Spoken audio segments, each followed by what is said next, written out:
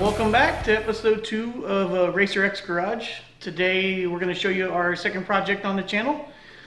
This is my Project Barnvine Nova. It's my 1968 Chevy II Nova SS. A friend of mine and I went to Austin to pick this thing up about a year ago. We kind of had some intentions of maybe flipping the car, but we just fell in love with it. It's just such a cool car. But I've got some transmission issues that we're going to address today. I recently took the car to the track and ran it a couple times, and upon running it I noticed that the temporary fix that I had done is not going to work, and I'll explain more about that later. It's causing the throws on the shifter to be way too long and the transmission to not stay in gear like it should, so we definitely need to fix that. And then secondly, I discovered that a 30-year-old clutch doesn't work that well when you try to put a lot of power down to the ground.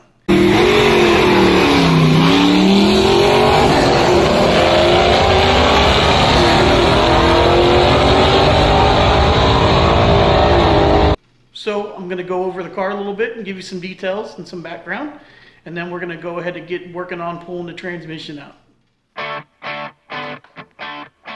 So here's my 1968 Chevy II Nova SS. I bought this car in August of 2018.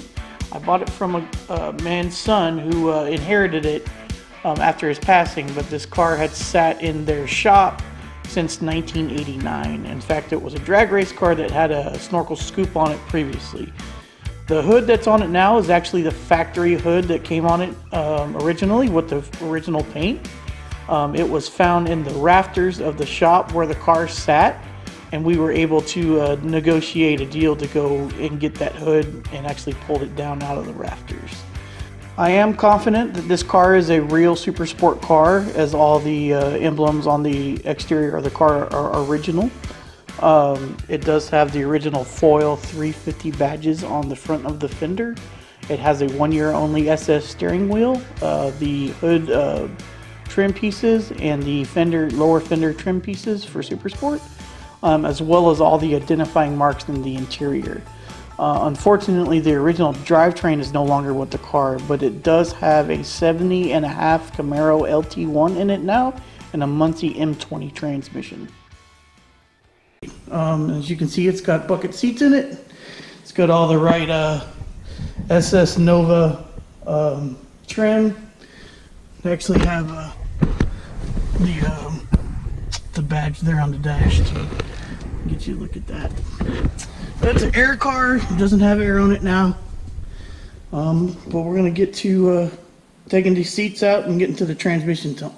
So I'm just going to try to go ahead and take the driver's seat out without having to take the passenger seat out to see if I can get to the shifter home. Also going to take this trim piece out right here so I can roll that carpet back, and I've got to take out the trim ring around the shifter. So I'm going to go ahead and get to that.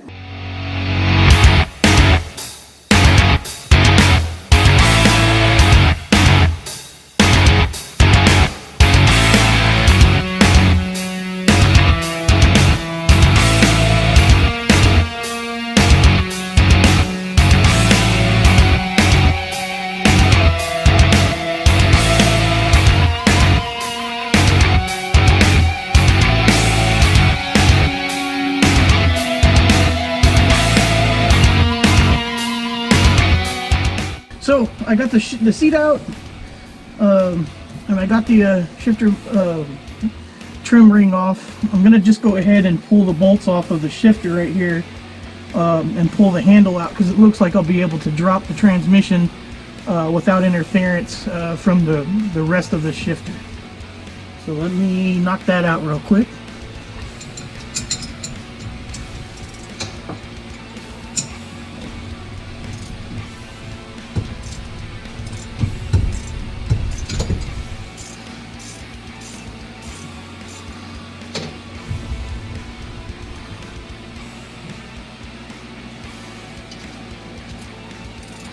Definitely fine threads. It doesn't really want to come out, which is great. You don't ever want your shifter handle to come off when you're driving, especially spiritedly.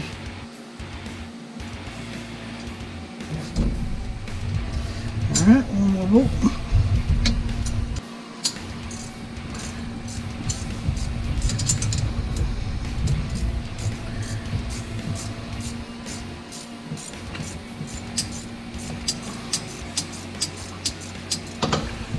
A lot more easy to get up.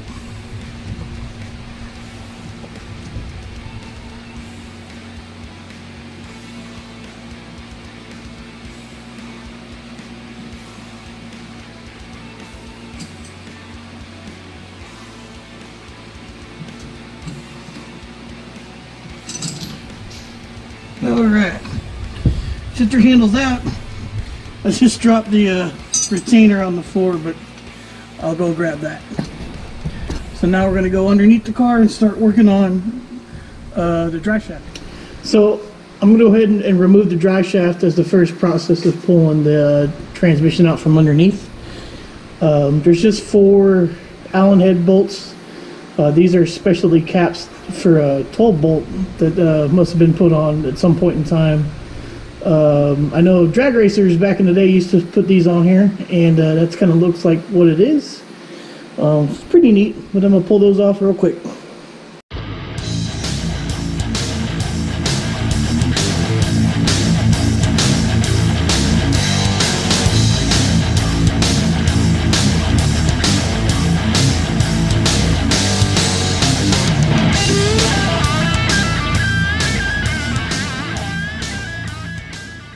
Alright, well, I'm about to pop this drive shaft out. A couple things before we do. Just a couple tips. Make sure you throw your nuts back on your U-bolt, or this is, like I said, a shell, I guess you could call it. Because it's a whole lot harder to lose this whole thing than it is to just loose your nut. Also, I'm about to pop this drive shaft off. I'm going to use a little wrench to press it towards the transmission, and it comes off just like that. Before I'm going to do anything else with this, I'm going to tape up the ends with some masking tape. Okay, so what I'm going to do is I'm going to take some masking tape here, and I'm going to tape up the ends. That way my U-joint ends don't come off and I lose my needle bearings everywhere, and it's a nightmare and you have to put a new U-joint on it. So just going to start off on one end and wrap it around to the other. That prevents that from going anywhere. I'm going to throw one more wrap on it. Make sure it's good to go.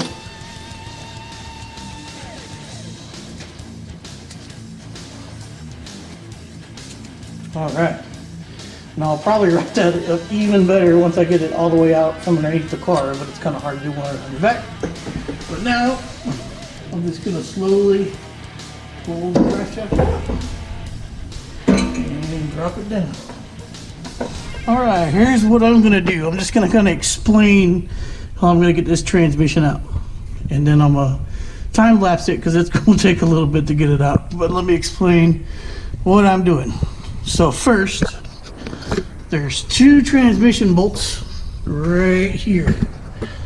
These are 5/8 bolts, so I'm going to pull these out. Then, if you look in the channel here on the frame for the Crossmember, so we're working with this. This is a transmission Crossmember. Inside that channel, there are nuts and bolts. So there's 9/16 nuts. And there's on top of here, let's see if I can get the light up here so you guys can see. There's the 9/16 bolts. So I'm going to put a wrench on the top and use a socket on the bottom to get those off on each side. So there's one there, and then there's another set over there on the passenger side. Once I'm done with that, I'm going to loosen all of these bolts. These are 3/4 headed bolts. These are the main bolts that hold the transmission into the bell housing. I'm going to go ahead and pull these bolts all the way out before I do anything. Once I pull them all the way out, then I'm going to get my jack in a block of wood, and I'm going to place it right here on the transmission. I'm going to jack it up, till it's loose enough that I can wiggle this transmission cross member out.